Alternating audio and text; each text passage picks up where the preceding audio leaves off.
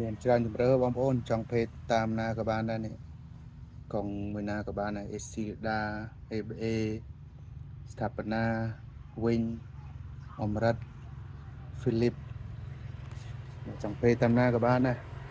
ហើយនេះមីបាទភេទមីកញ្ចប់ខាងនេះមានមីទឹកមីទឹកមីទឹកអត់ហឹលអានេះមីគោកហឹល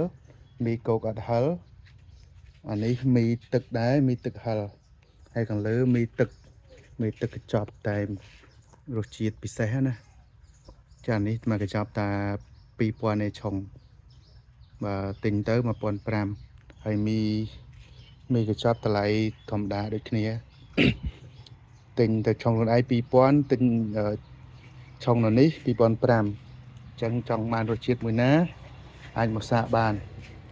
ហ្នឹងតតងមីហើយកាហ្វេគឺឥឡូវលក់តែកាហ្វេ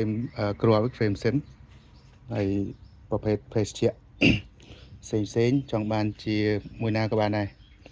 ចង់បានជាប្រភេទទឹកដោះគោក៏បានចង់បានជាសូដាក៏បានអានេះបរិយាកាសនៅខាងមុខគឺមានសួន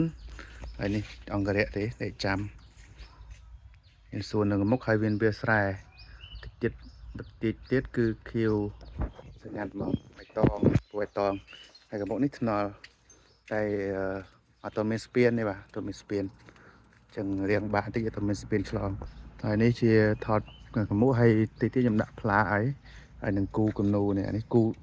ព្រៀងដាំណានេះដាក់ ice latte ហើយនឹងខាងនេះដាក់ cappuccino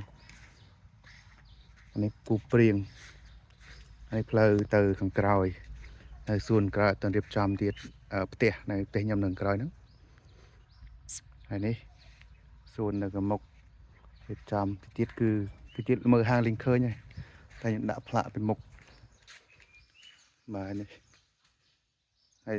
ទៀតរៀបចំទៅខាងក្រោយកន្លែងអង្គុយកន្លែងអីនៅខាងក្រោយតែរៀបចំដងតិច